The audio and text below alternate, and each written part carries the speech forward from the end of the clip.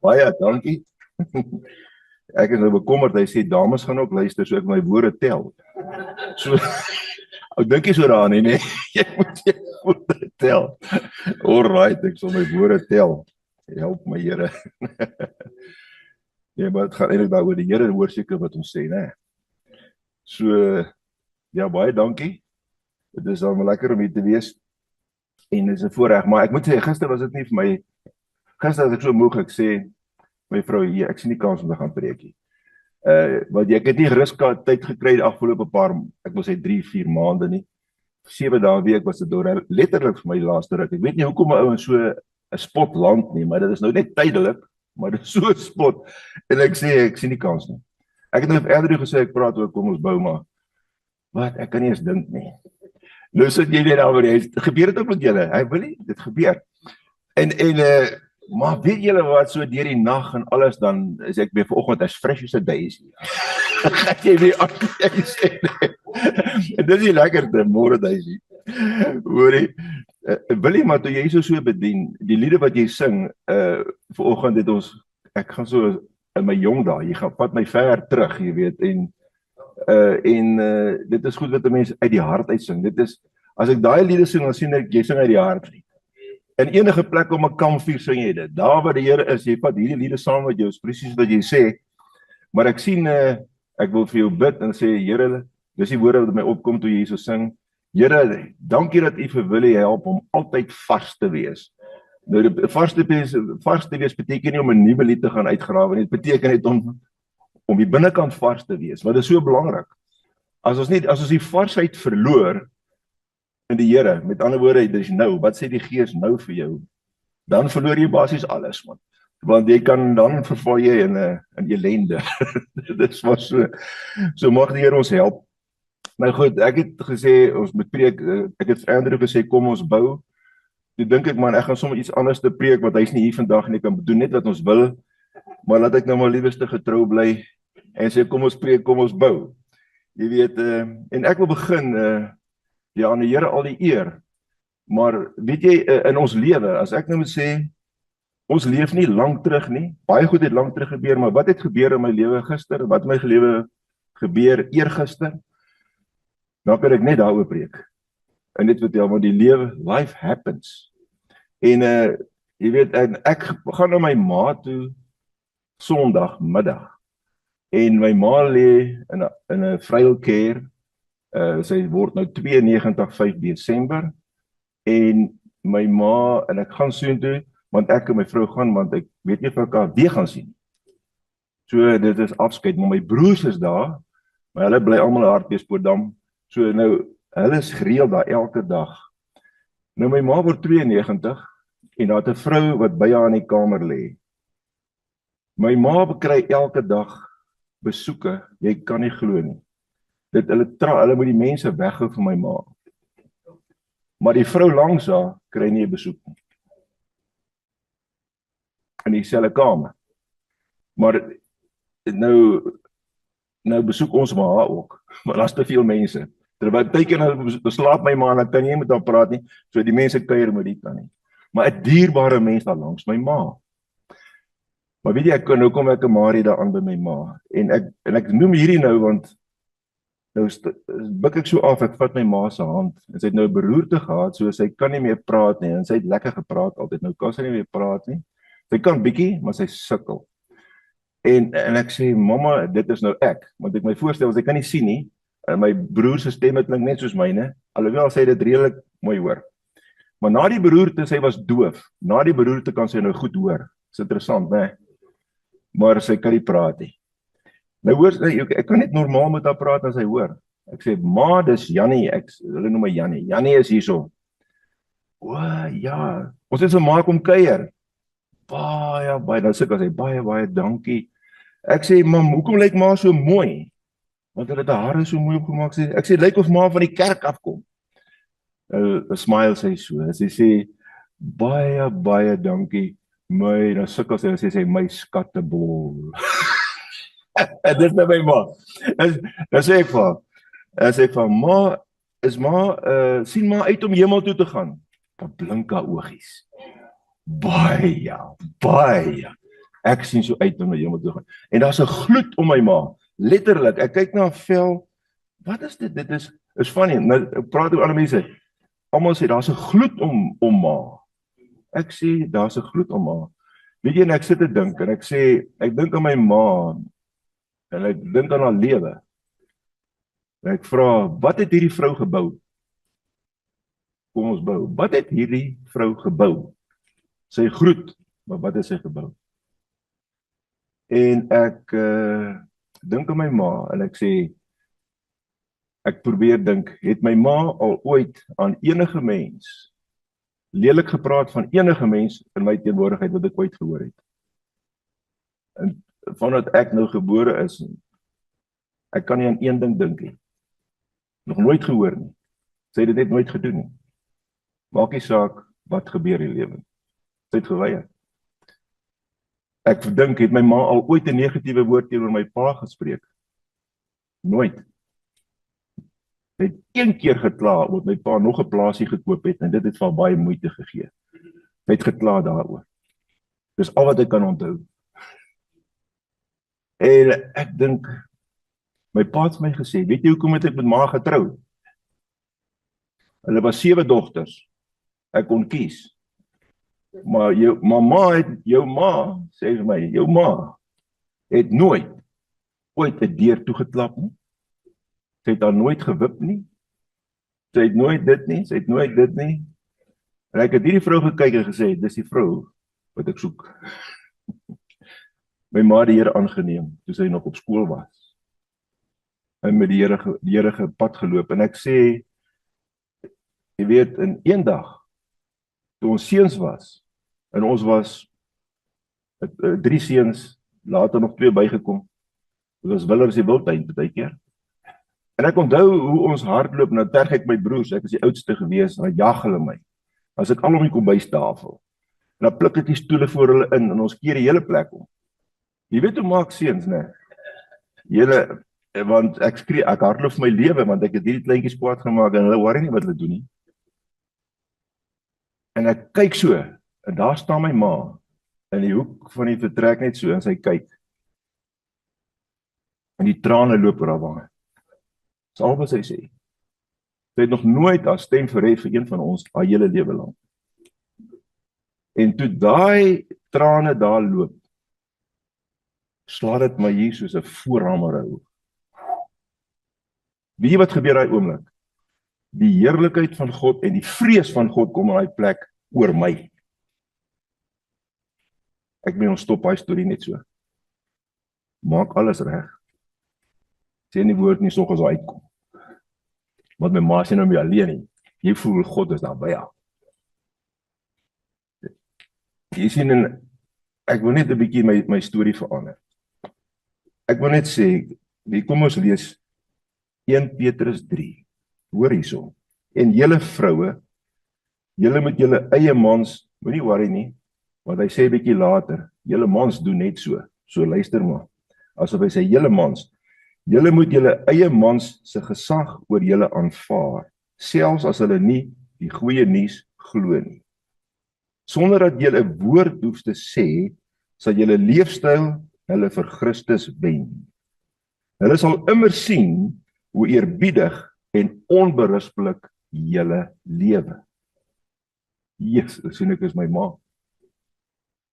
Haar lewe het gepraat so hard, sy het nie woorde nodig gehad.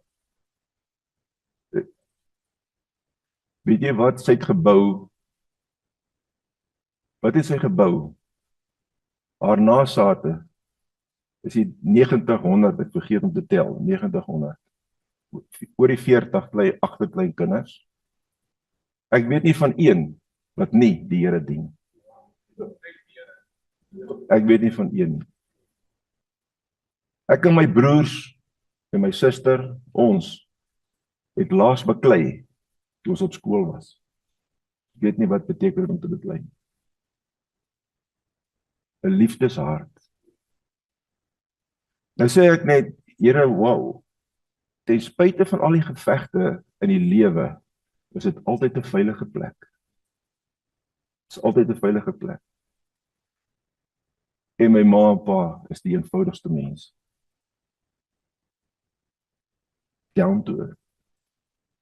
So, hy sê hierso, moenie dink dis bloot uiterlike dinge, soos haarkapsels, juwele en pragtige klere wat julle mooi maak nie. Julle skoonheid moet veral innerlik wees. Blywende beskeidenheid en 'n gemoed wat kalm en rustig is. Dit is vir God kosbaar. Dis presies hoe die gelowige vroue in die ou dae hulle mooi gemaak het. Hulle het op God gehoop en hulle man se gesag oor hulle aanvaar. Sara was 'n voorbeeld. En julle mans, behandel julle vroue met respek. Leef saam met jou vrou in die besef dat al is sy fisies swakker as jy sy saam met jou deel in die lewe wat God as geskenk gegee het. As jy haar so behandel, sal jou gebede nie geblokkeer word. Nou, as hierdie goed gebeur in die lewe so, dit is so vars. Dit spreek absoluut diep in my gees in. Ek sê, Here, wat bou ek? En die interessante ding is dat, as ek van my ma praat en jy kyk terug oor 'n lewe, maar wat van my en jou? Miskien moet ek sê, Jan, ek moet my bouprojek verander. Die toring van Babel was die ouens besig om te bou. En hulle het gesê, ons bou tot ons eer, 'n gebou wat tot aan die hemel reik. En ons bou dit op die manier, en wat ook al die geestelike betekenis daarvan is, maar dit was nie tot eer van God nie, dit was tot hulle eie eer. En God het 'n stokkie daarvoor gesteek, en hy sê, en dit was die einde, daar staan so in die Bybel so mooi, en dit was die einde van die bouprojek. Nie een van ons wil iets bou, en besig wees daarmee, dit is 'n bouprojek wat 'n einde het, en jy sien, jy het 'n verkeerde bou gebou. So, die ding is net, ek dink die genade van die Here is so groot, dat ek en jy vandag kan verander, en besig wees om die regte gebou te bou. Dit is nooit te laat. En in almal van ons lewe het goed gebeur wat nie lekker is nie. Nou, as ek moet vir jou moet sê, wat is die stuk in die Bybel waar jy praat van bou, dan gaan almal seker vir my kan sê. Wie kan draai waaroor ek nou gaan preek? Kom ons bou. Jy gaan sê Nehemia. Nehemia. Dis reg. Ons ken hy stuk so goed. Kom ons bou. Nehemia het op 'n stadium gesê, kom ons bou. Maar voordat Nehemia gesê het, kom ons bou, moes 'n klomp goed gebeur.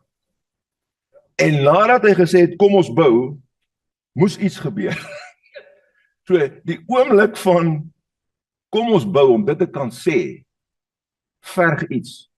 En die heel eerste ding is dit verg 'n diep kyk. Nou, wat is op die tafel? Wat is die feite? 'n baie diep kyk. Jy sien, en as jy gaan kyk wat Nehemia gebeur het, en dan hy sit in ballingskap ver, en een van sy broers kom, en sê vir hom, hey, Jerusalem se mure is afgebreek, die poorte is verbrand, daar's bespotting, ons, met ander woorde, ons word as uitvaagsels beskou, ons mense wat daar is. Dit is, en wat gebeur met hom? Iets die binnekant gebeur, maar hoekom gebeur dit? Hy begin te huil vir dae lank en treur. Kom ek sê, jy kan nie huil oor iets as daar nie 'n passie is nie. As daar nie 'n hart is vir die saakie. Nou sê ek, kom ons sê ons bou die koninkryk van God. Bou jy die koninkryk van God? As dit met die koninkryk van God sleg gaan, meen dit gaan met die kerk sleg, die uitbreiding van die koninkryk van God, kom ek en jy ooit tot 'n plek van trane? Wat is die passie binnekant?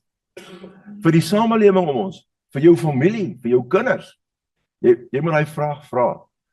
Maar jy sien hier binnekant aan hom is die hart vir Jerusalem. Kom ek sê die hart vir die dinge van die Here. So, jy kyk daar, 'n bietjie weg van jou. Hy sit in ballingskap, weet jy wat, hy kan homself verknies het. Ek sit nog in ballingskap, ek skink vir die koning, ek wil daar wees. Hy kan hom net die hele tyd verknies het, maar hierdie man het 'n ander passie diep binne in sy hart. Ek dink nou net aan 'n storie wat ek nou die dag vertel het en gelees het van 'n man, Piper is hy van, wat dood was in 'n motorongeluk, lorry het oor hom gery, het hom daar op 'n brug, 'n lorry, groot, 'n 10-wheeler sê hulle het oor hom gery, so sy kar is plat, hy is binnekant totaal gebreek, as niks reg hier, en lyk my hy het uitgebloei dadelik van al die wonde, maar hy's daar, maar daar's iemand, die polisie maak als toe, nee, daar's niks nie, die paramedici, daar's niks nie, en hierdie ou sê, daar's iemand wat daar sê, die Here sê, gaan bid vir daai man, en hy sê vir die polisie, ek moet gebid, hy sê, man, hy's doodverklaar, jy hoef nie te gaan bid nie, al daai goed, maar hy gaan, en hy kruip agter in hierdie wrak in, want hy kon net van agter kom, en hy kom by die persoon, en net so dat hy sy hand iewers ter kon kry, en hy sit sy hand op die skouers, enigste ding wat hy sien wat nog normaal is, daar bid hy vir 'n uur en 'n half lank, maar na 'n uur en 'n half lank, sing hy 'n lied, hierdie ou wat daaronder lê, en toe hy nog so sing, toe sing die man saam met hom. Nou dit is, jy gaan lees die boek, daar's 'n boek daaroor, en ek sien die ou se onderhoud, dit het gebeur in 1989, en die man is nou oud al, en hy preek nog, en hy getuig oor hierdie storie. Maar die ding is net, hy was so gebreek, sy liggaam, vir 2 jaar in die hospitaal, alles gebreek. Dit was net flenters. En hy sê, en ek lê in hierdie verskriklikste pyn, en ek verknies myself oor my pyn. Hy sê, maar die Here kom en sê vir my, jy moet nie so self georiënteerd wees en nie so, en oor hierdie jammer, jammer gaan, oor vrouens luister, moenie so wees nie. Die Here sê, moenie so wees nie. Here, maar jy sien, hy gaan deur die hel, maar hoekom Here, hoekom moes ek nou terugkom, ek was by u, ek het gesien, hoekom het ek deur hierdie hel gaan? Hierdie ou wat gebid het gesê, Here, ek bid dat hierdie man geen breinskade het nie en dat hy leef. Hoekom het hy ou nie gebid dat my pyn ook, dat ek ook anders te plekke regkom? Nou sit ek hierdie hel. Jy kan al hierdie vrae vra en ons kan op die table of reasoning sit die hele liewe dag in onsself verknies. Maar dis nie die lekker woorde altyd om dit van die Here te hoor nie. Nee, luister, kyk 'n bietjie weg van jouself. En daar's 'n doel vir jou. Jy gaan preek en jy gaan vir mense vertel. En hierdie ou sê jy kan nie glo nie. Ek is oral in die wêreld nog steeds om te vertel net 2 goed waaroor ek nou in my les van my lewe my besig hou. Die redding van siele en mense te help om op hierdie pad na die hemel toe reg te loop. Dis al wat ek doen.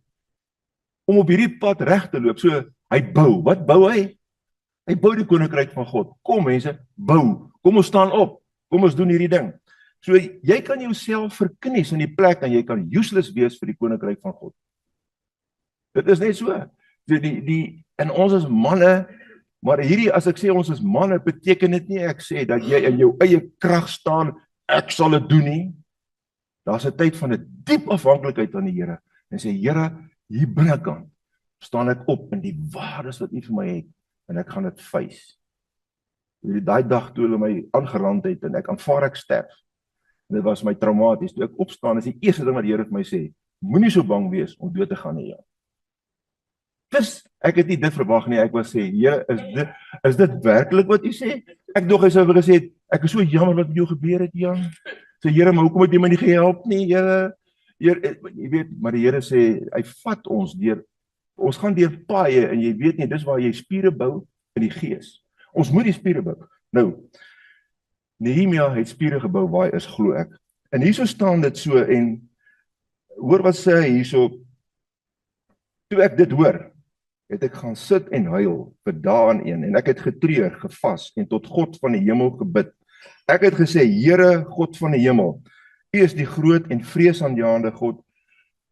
U hou by U verbondsbelofte.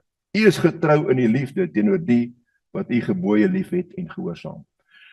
Dit is 'n baie goeie ding. As ek en jy wil bou in gebed en in verhouding met die Here, is dit nodig om die Here se woord terug te bid vir hom en te sê, Here, dis wat U sê. Dit is wat U praat in ons lewe. Dis wie U is. Dis wat U beginsels is. En daarom, Here, kan ek nou kom en sê, ek bely my sonde. Vergewe my, Here. Here, kom help ons, Here. Maar ek staan nou op, Here, en ek vra, Here, gee ons nou die geluk wat hy hierso praat. Sodat wanneer ek met die koning kan praat, Here, ek guns sal kry en goed kan gebeur. Want, Here, hier's iets wat gedoen moet word. Maar ek staan nou op. Here, ek gaan dit nou doen. En ek wil sê, en ek al bly ek nou net hierby en maak nie klaar nie, maak nie saak nie, maar ek wil net sê, ons kom by 'n punt wat ons sê, in my gebed het net soveel krag, so ek gaan nie vir daai saak regtig bid nie, ek gaan nie vir daai bid nie, ek gaan nie dit vra nie, ek gaan nie dit doen nie, want dit wat Nehemia eintlik gevra het is onmoontlik gewees. Dit is absoluut onmoontlik. Kom ek sê, ek gaan nou aan, maar net laasweek moet ek kom 'n pa na my toe. Hy sê my seun is in 'n groot probleem. My seun is 'n professionele man, maar hy het iets gedoen wat blykbaar nie reg is nie of wat ook al nie, maar hy staan op die punt om sy professionele status te verloor en om dalk ook krimineel vervolg te word. Maar my seun is 'n opregte mens en dit wat hy gedoen het, dit was 'n nalatigheid miskien of dit was dit, maar dit is miskien ook nie so erg nie, hang af hoe jy daarna kyk. Dit is die situasie. En die seun is ver.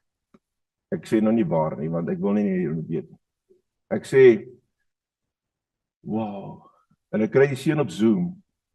Hier sit ek en hy, ek en die pa, en ons praat met die seun. Die seun is in so 'n toestand. Hy sê vir my, oom, ek kry nie die deur oopgesluit, ek kan nie die sleutel in die deur kry van vrees en skok op my lewe nie. Ek praat van 'n jong man wat my seun kon wees. Hy sê, want dit wat nou gebeur het hier, en nou moet ek hom bedien. En ek laat hy my vertel. En weet jy, ek sê vir hom op 'n punt, kom hier by 'n punt, en dis daai goeie punt, waar jy by kom en sê, kom ons bid. Kan ek vir jou bid? Hy sê, asseblief my oom. Ek sê, goed seun, maar daar's net iets. Ek sien in dit alles wat jy gedoen het, en hoe jy uitgemunt het in jou werk, ten spyte van alles, en hoe jy eintlik daar hoër as die ander mense geoperate het, wat fantasties is, maar daar's een probleem, dat arrogansie ingesluit.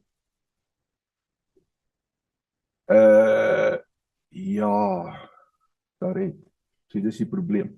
Jou arrogansie het veroorsaak, dat jy vyande gemaak het van mense, al het jy die regte ding gedoen, en dit wat teen jou kom is vendettas, wat teen jou gesmee is.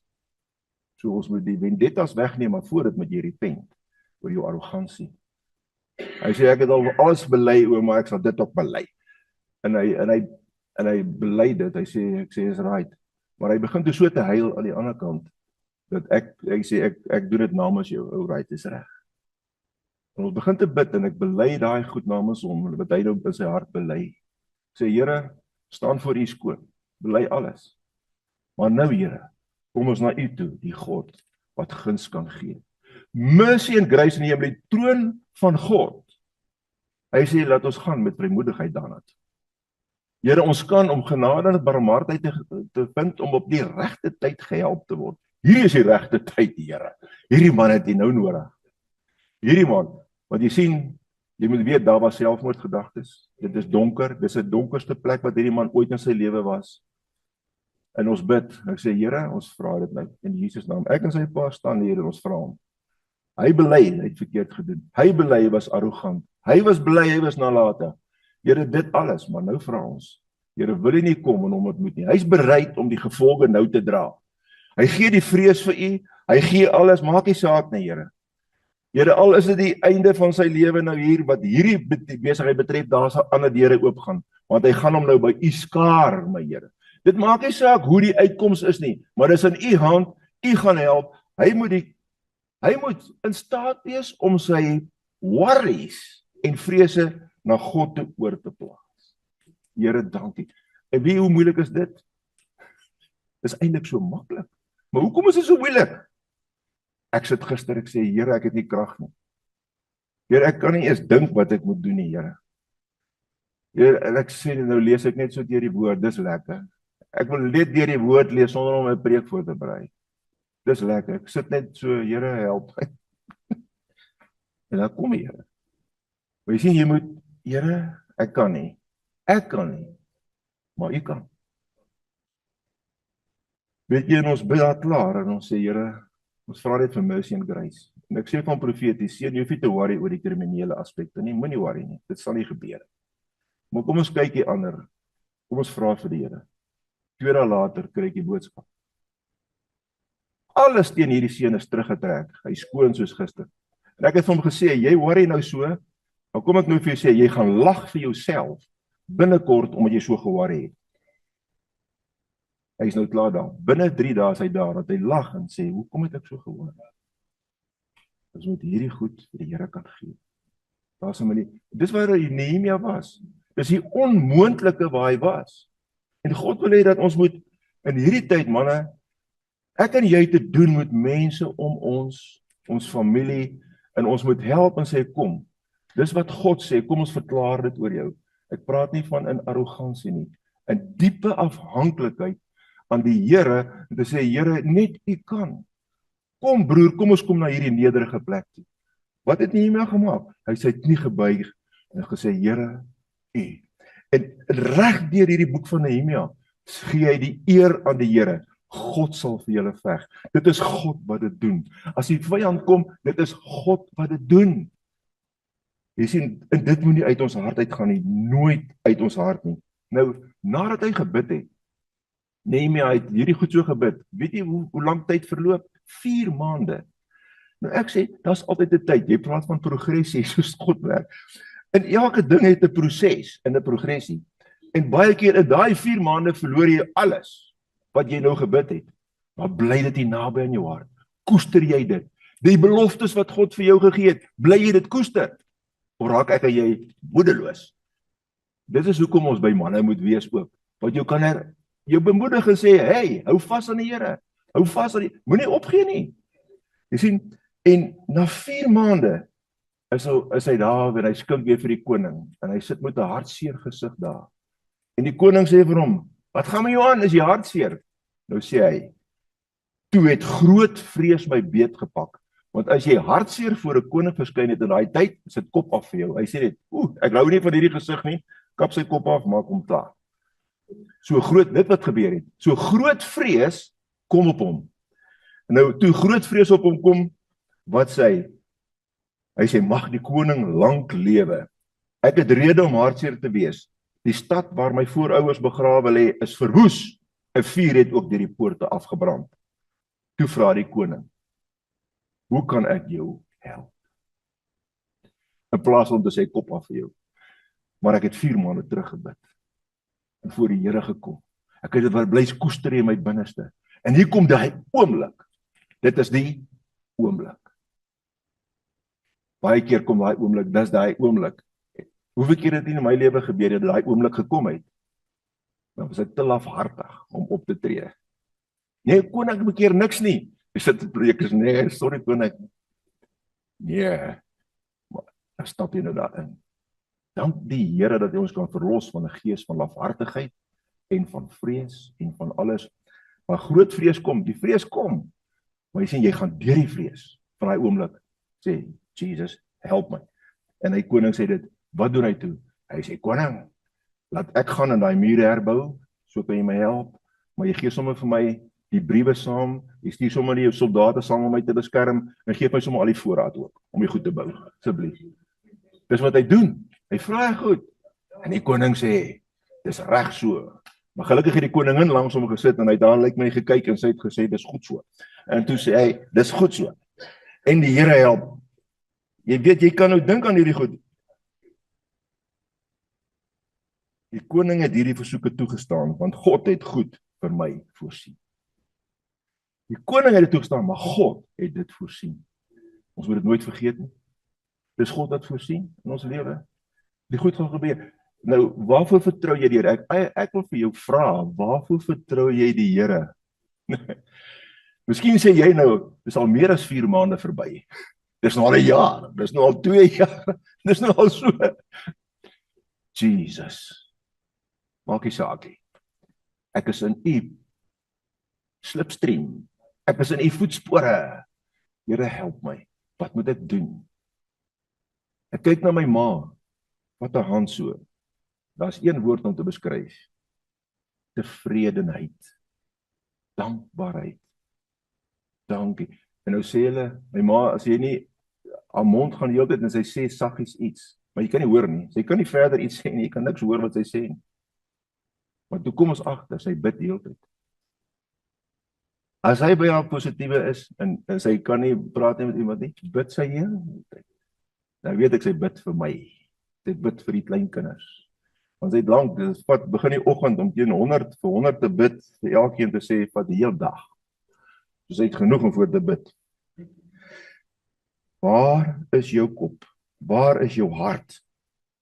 Nou, wat toe nou gebeur is, hulle vertrek toe en hy kom daar, in daai plek. Hy kom daar in Jerusalem aan. En wat doen hy? Hy sê van niemand nie. Praat nie uit sy beurt uit nie. Bly stil.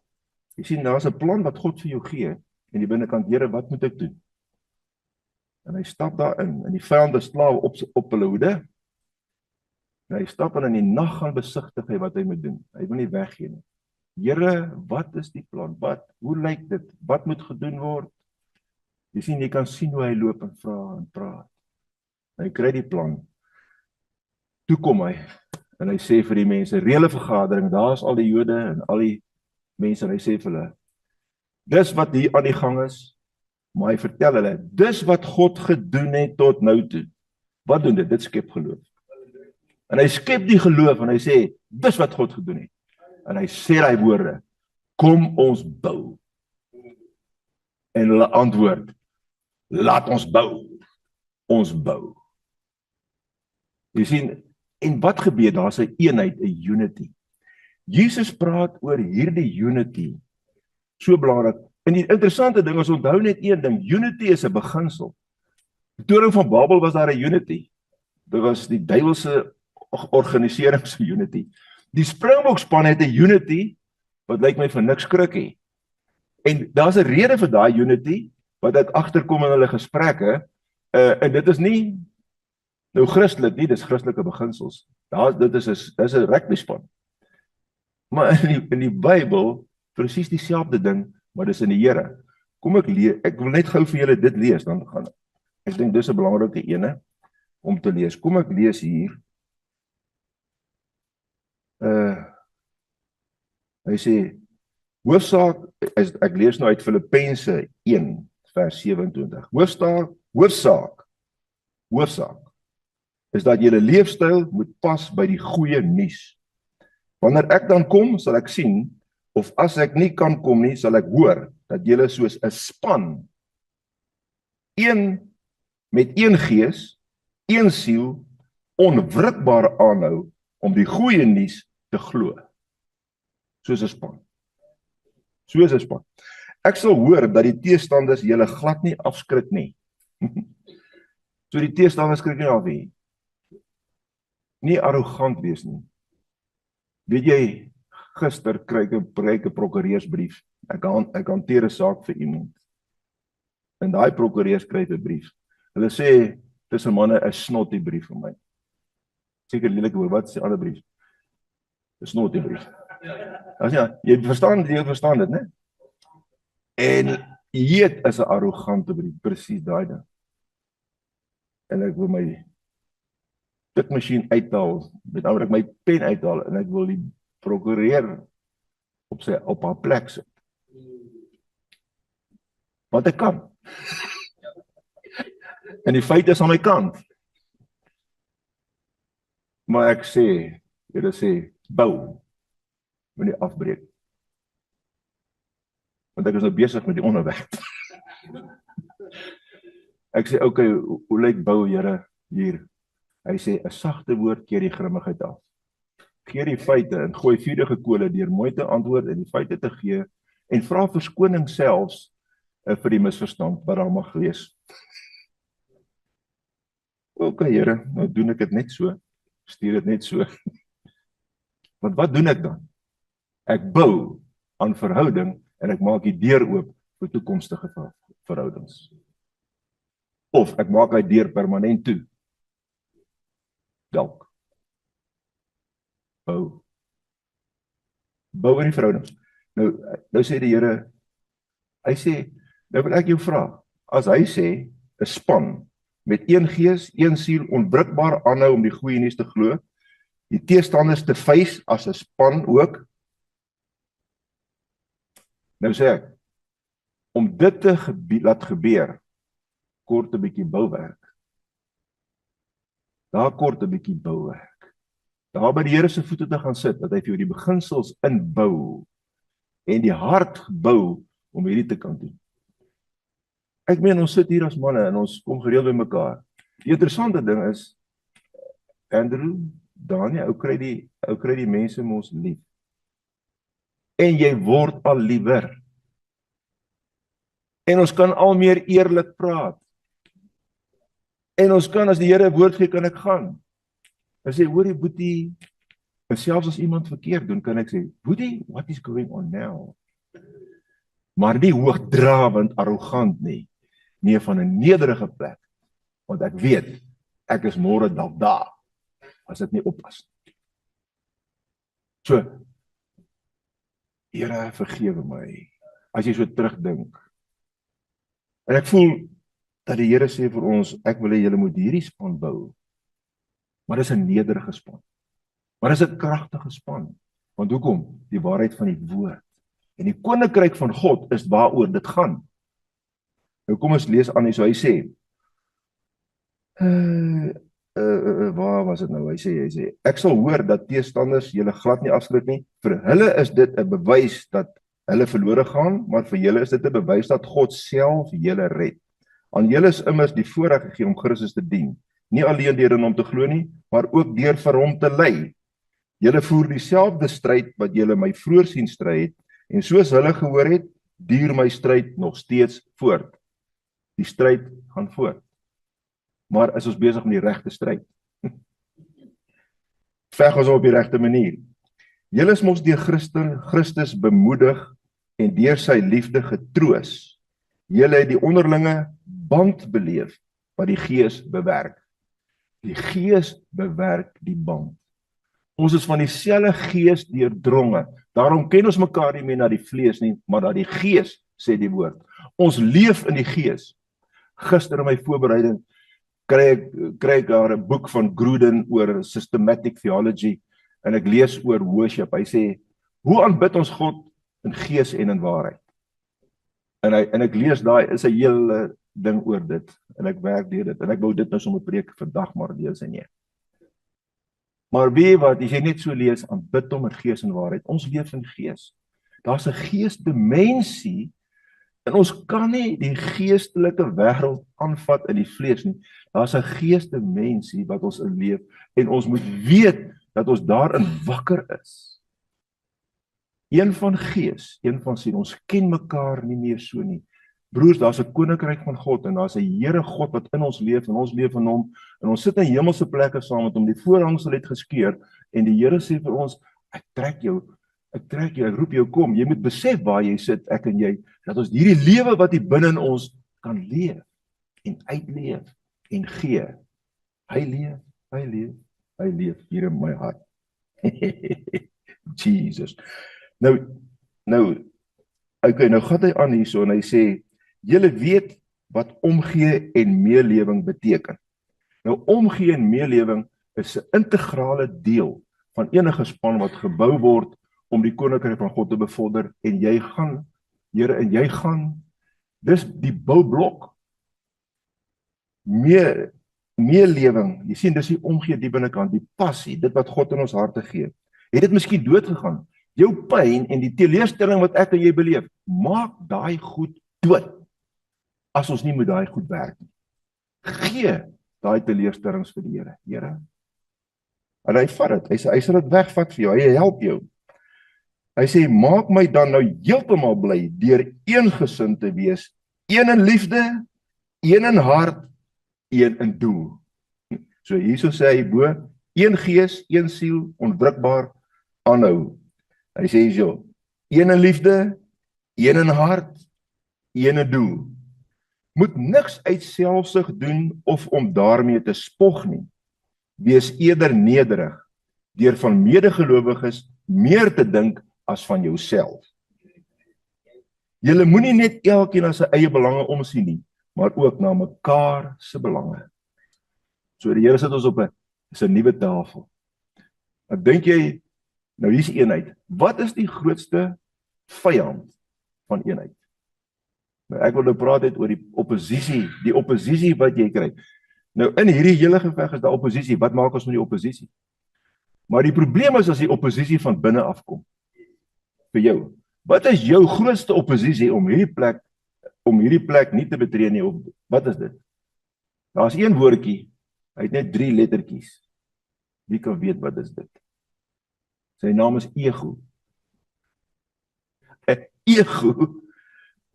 Impossible om in 'n span saam te wees. Een van dit as jy ego het. Die anders as dit oor jouself gaan en jou belange. Dis die Springbokspan. Dis een ding wat hulle gekruisig het, is die ego. Haal die kaptein enige tyd af. Kaptein, as jy attitude oor het, gaan jy nie vir lank meer kaptein wees nie. Jy moet maar weet. Dis neus nie verby dan vir jou. As jy nie in hierdie span kan instap en jou ego kruisig nie en sê dit is vir die span, dis nie vir myself nie. Gaan jy nie kan speel nie. Lyk my dit is hulle beginsel wat hulle neergelê het. Nou dit is 'n beginsel wat universeel geld. En hulle lê daai goed neer en daar is 'n resultaat. Wat in die gees soveel meer kragtig. Dis ek.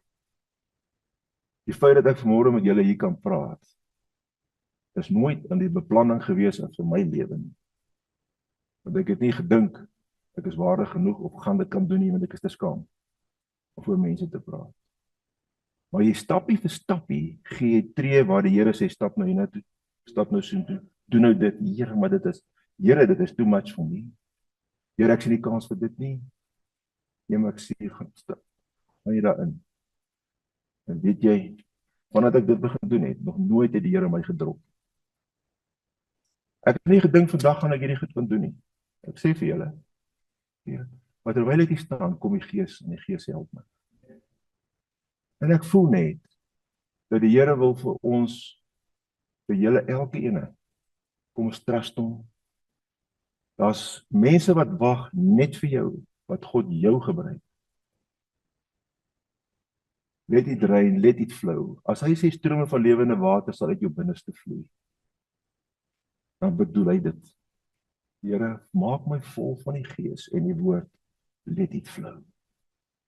And it will touch. It will change. Moenie sê dit kan nie. Die Here wil en hy staan gereed. En weet jy, verder het hy gesê, en ek wil dit net noem, hy sê, veg vir jou familie, veg vir jou vrou en jou kinders. Net 'n rukkie verder sê hy die volgende woord, hy sê, God sal vir ons veg. Veg jy vir die waarheid en dit wat die Here sê, staan by daai waarheid. Dis die woord. Ek spreek die volle woord. Ek byt nie af nie. Want die Here veg vir my in elk geval om dit te kan doen. En hy maak ons so vol. Weet julle, hier sit Andrei. Hy gaan ons verlaat eersdaags en hy gaan 'n kerk nou plant daar waar jy roes daar teen die see. Daar by. En daar's baie mense wat geroes is daar. En hy gaan moet die woord vat en hy gaan moet daai mense in sy hart kry en hy gaan hulle moet so lief kry, want dan eers het hy die reg om hulle te gaan bedien. En so dit is die voorbereiding. So hy is besig met die voorbereiding wat Nehemia gedoen het. Ek praat met hom, ek weet wat hy mee besig is. Hy is besig met die voorbereiding. Dink julle dis maklik? Nee, jy moet sterf van jouself. Here, kom meer. Ek kry die mense in my hart. En hy stap daarin en gaan met liefde wees. Maak nie saak wie, waar en wat nie. En hy het hulle lief. Hy bring die lewe vir hulle. Dis wat gaan gebeur. En ek en jy presies dieselfde. Daar by jou werk, daar by jou huis. Jesus wil kom en hy wil ons help. So, ek wil 'n kans gee net vir gebed. Hierdie gebed vir daai jong man wat ons gebid het voor. Miskien sê jy dis die onmoontlike. Ek wil amper kies, vra dit wat die Here in jou hart wakker maak. Hy het dit wakker gemaak, jy glo, maar jy glo dit nie. Jy's te bang om daai stap te gee of jy's te ongelowig vir dit of vir dit, maar eintlik, Here, maak nie saak of dit die terminale kanker is nie. Wil jy nie vanmôre sê, Here, vergewe my my ongeloof. Vergewe my dat ek hier miskien nie meer 100% vertrou nie, maar net 99% oor die krisisse. Here, vergewe my vir dit. Terwyl ek so praat, sê dit in jou hart. Die Here praat met jou. Here, vergewe my. Vergewe my dat ek nie die mense in my hart ingeneem het en 'n liefgehad het nie. Vergewe my dat ek myself verknies het oor myself. Vergewe my dat ek so selfsugtig was. Vergewe my vir my ego. Here, vergewe my dat u woord nie meer my belangrik is nie. Here, vergewe my dat ek nie eers huil meer oor ongeredde mense nie. Vergewe my dat ek nie omgee wat gebeur nie. Ek gee net so 'n oomblik so vir 'n minuut stilte. Net so 'n minuut stilte. As jy dalk luister later oor die radio ook, net 'n minuut stilte, dan gaan ek 'n gebed doen. Laat die Gees met jou praat oor dit nou.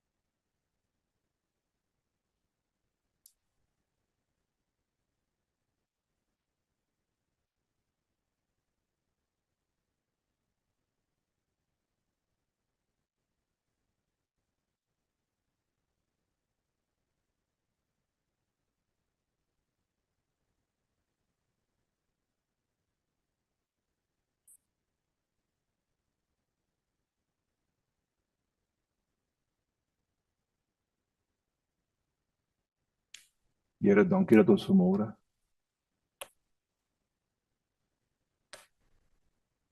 as u seuns na u toe kan kom.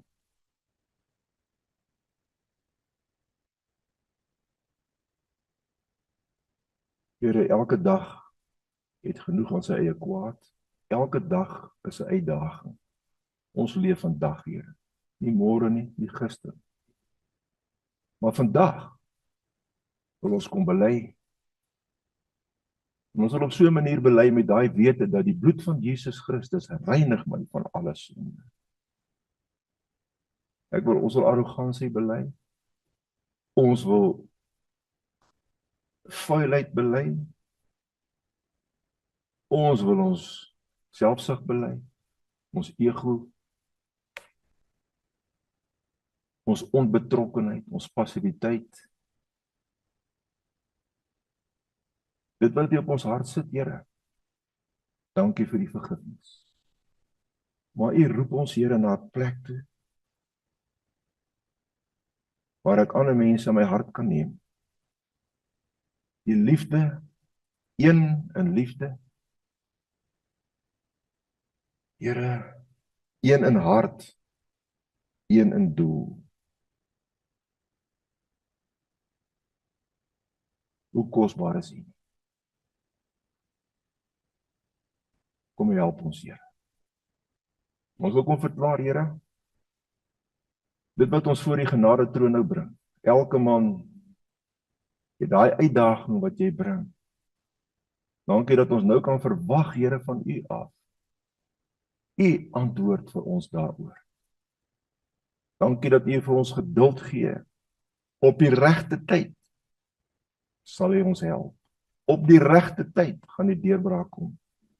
Maar ons kom sit aan die voete met tevredenheid en dankbaarheid. En ons sal doen wat ons nou te doen staan, met vrymoedigheid en passie. Sit u liefde in ons hart, vul ons met die Heilige Gees, en met u waarheid. Here, Here, rig ons op. Dankie dat u ons weer teer maak, daar waar ons hard geword het as gevolg van teleurstellings. Here, wat ons selfs nie eers na ons vrou kyk met deernis nie. Ons kinders, Here, daar waar ek daai wrevel beleef, wanneer ek by sekere mense kom. Vergewe my. Kom gee vir my begrip. Maak my hart oop, Here. En ek spreek u liefde oor hulle. En stel my in staat om dit te kan doen. U seën, om die wat my vervloek te seën. Help ons, Here, om in die ander gees te opbring. U Gees. Dankie vir u lewe wat na ons toe vloei. Aan u al die eer, Here.